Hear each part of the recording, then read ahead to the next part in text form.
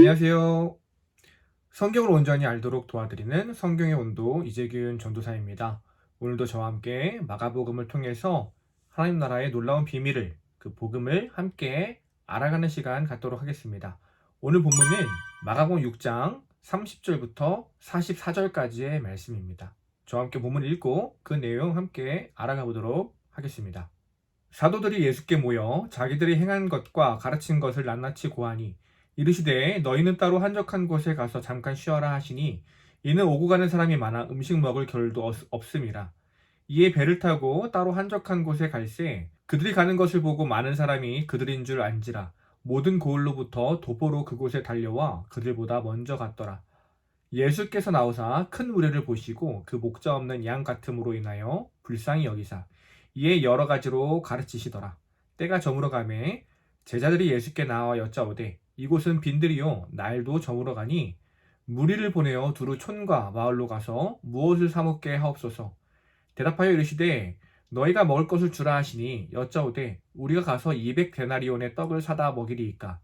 이르시되 너희에게 떡 몇 개가 있는지 가서 보라 하시니 알아보고 이르되 떡 5개와 물고기 2마리가 있더이다 하거늘.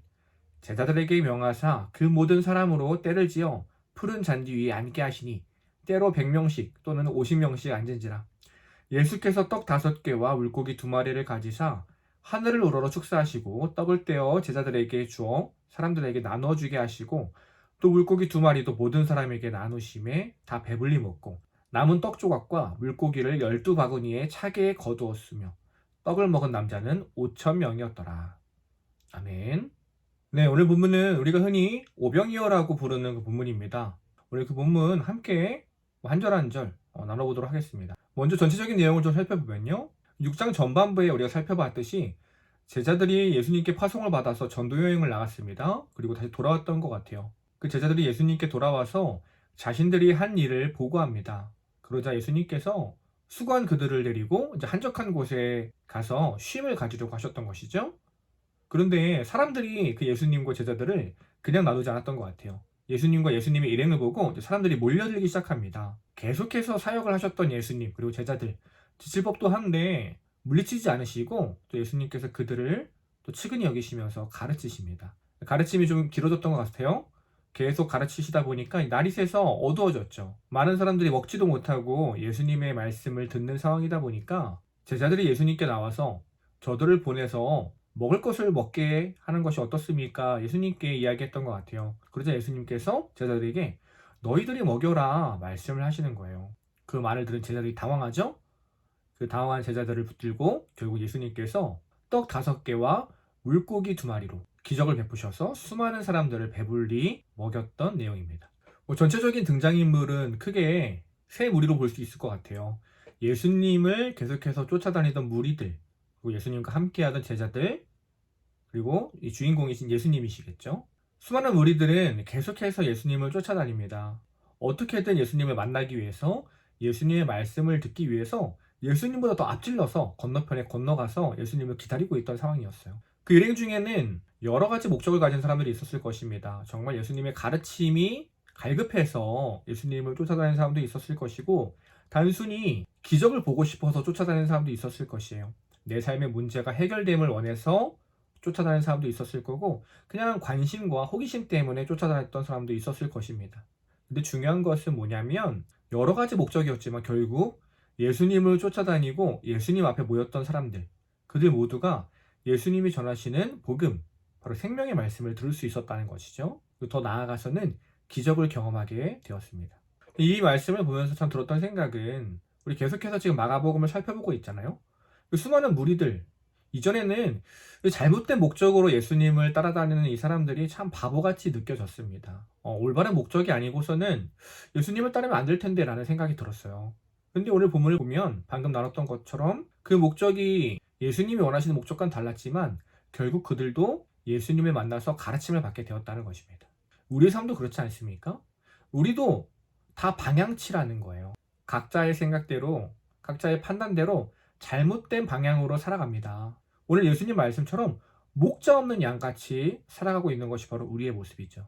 그런 우리가 구원받기 위해서는요, 점잖게 내 자리에 그냥 가만히 앉아서 어디 내 삶에 와서 내 삶을 고쳐보세요, 변화시켜보세요 하는 것이 아니라 그 무리에라도 속해서 예수님께 나아감이 필요하다는 것이죠. 우리의 목적은 항상 선할 수 없어요. 우리는 항상 주님을 실망시키는 사람들입니다. 그럼에도 주님 앞에 나아가기만 한다면 예수님은 그런 우리를 불쌍히 여기시고 우리를 가르치시죠. 오늘 본문을 통해서 우리가 붙들어야 할 내용일 것입니다. 이제 그런 사람들을 바라보고 제자들이 예수님께 나아가서 이야기합니다. 저들을 보내서 먹이게 해야 되지 않습니까? 그러자 예수님께서 너희가 먹여라 말씀을 하시는 거예요. 그 말을 들은 제자들을 어땠을까요? 머릿속으로 수많은 계산들이 스쳐 지나갔겠죠. 그러면 우리가 가서 200데나리온의 떡을 먹여야 합니까? 라고 이야기하는 걸 보니까 벌써 다 계산을 끝냈던 것 같아요. 현실적으로 생각했을 때 이 제자들의 반응이 틀린 반응이 아닙니다. 당연히 계산해야죠. 생각해야죠. 방법을 찾아야죠. 어쩌면 이 제자들은 셈이 빠르고 일을 잘하는 사람들이었을지도 모릅니다. 그러나 한 가지를 놓치고 있었어요. 바로 자신들 앞에 있는 예수님이 어떤 분인지를 잊고 있었습니다. 그 예수님 앞에서는 불가능한 것이 없다. 모든 문제는 주님 앞에서 해결된다는 것을 잊고 있었던 것이죠. 아무리 우리의 계산과 일처리가 빨라도, 나의 열심이 아무리 유능해도 나의 일함보다 하나님의 일처리가 더 빠르고 완벽하다는 걸 우리는 항상 기억해야 할 것입니다. 주님 앞에서 우리의 열심은 어떠한 가치도 없다는 것을 우리는 기억해야 해요. 나의 일보다 하나님의 일이 더 빠르십니다. 더 정확하게 말해서 나의 일처리보다 하나님의 일처리가 더 정확하시죠. 내가 못할 일을 하나님은 가능하게 하십니다. 그러니 오늘 제자들이 했어야 할 반응은요, 주님, 우리는 할 수 없습니다. 주님께서 저들을 먹여 주옵소서라고 고백하는 것이 올바른 반응이었을 것입니다. 우리의 삶에도 마찬가지예요. 수많은 문제와 고난 가운데 가장 먼저 드는 마음들은 우리의 생각과 계산, 내 힘으로 그 문제를 해결하려고 하는 마음들입니다. 그러나 그보다 우리가 먼저 붙들어야 할 것은 바로 주님의 능력이죠. 주님께서 나보다 더 확실하시다. 주님께서 더 정확하시다. 나는 할 수 없지만 주님은 가능하시다. 이 믿음을 붙들고 모든 문제와 어려움, 고난 가운데 주님 앞에 고백할 수 있어야 할 것입니다. 주님, 나는 이 일을 해결할 수 없습니다. 주님께서 해결하여 주옵소서. 우리가 그렇게 나아갈 때 주님은 우리를 긍휼히 여기시고 마땅히 그 문제를 해결해 주실 것입니다. 그래서 어떻게 됩니까? 이제부터 천국 잔치가 시작되는 거예요. 그 수많은 사람들이 모두 풍족하게 먹고 부족함 없이 배불리 먹는 기적이 일어납니다. 바로 이것이 하나님 나라의 모습인 것이죠. 세상에서의 삶은 궁핍합니다. 모두가 함께 풍족함을 누릴 수 없어요. 도시락을 나눠 먹어야 하는 삶입니다. 그러나 주님 앞에 나아가자 주님 안에 거하자 어떻게 돼요? 그 모든 것이 반전이 일어납니다. 궁핍한 삶이 풍족한 삶으로 변화되죠. 도시락을 나눠 먹는 삶에서 도시락을 넘어서 넘쳐나는 삶을 경험합니다. 이 모든 것이 주님 앞에 나아갔을 때 가능했다. 오늘 본문은 이야기하고 있는 것입니다. 이것이 바로 하나님 나라 백성의 삶인 것이죠. 오늘 본문 41절을 보면 예수님께서 떡과 물고기를 들고 하늘에 축사하시고 사람들에게 나눠줘서 먹이게 하는 모습을 보게 됩니다. 축사라는 건 뭐예요? 감사 기도라는 것이죠. 우리가 먹는 것들, 우리가 지금 경험하는 모든 것들, 우리가 누리는 모든 것들이 당연한 것이 아니고 하나님께서 허락하신 것임을 우리는 기억해야 할 것입니다. 마땅한 것이 아니라 감사한 것임을 우리는 기억해야 할 것이에요. 하나님이 우리에게 모든 것을 주셨습니다. 그것을 잊지 않고 감사하며 살아갈 때 우리는 날마다 더 풍성한 삶을 누리고 살아갈 수 있는 것이죠. 오늘 본문은요, 결국 하나님 나라의 삶이 어떤 모습인지, 하나님 나라의 백성이 어떠한 모습으로 살아가는지를 우리에게 보여주고 있습니다. 세상에선 굶주리고 소외되고 가슴 아픈 삶을 살아가지만 주님 안에 거할 때, 하나님 나라 백성이 될 때 모든 것이 풍성하고 공평하고 부족함 없는 삶을 살게 됩니다. 누구나 행복한 삶을 살아갈 수 있게 됩니다. 하나님은 우리를 다시 그 나라의 백성으로 회복시키기 위해 이 땅에 예수님을 보내신 것이죠.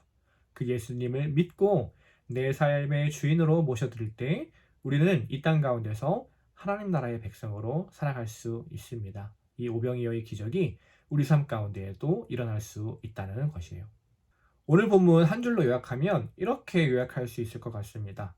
성도는 하나님 안에 거할 때 풍성함을 누릴 수 있다. 하나님 나라의 백성인 성도는요, 하나님 안에 거할 때, 주님 앞에 나아갈 때 풍성한 삶을 살아갈 수 있습니다. 주님이 우리의 모든 문제를 해결하세요. 꼭 기억해야 할 것입니다. 나의 일처리보다 하나님의 일처리가 더 빠르고 완벽합니다. 내가 할 수 없는 일도 주님께서 가능하게 하십니다.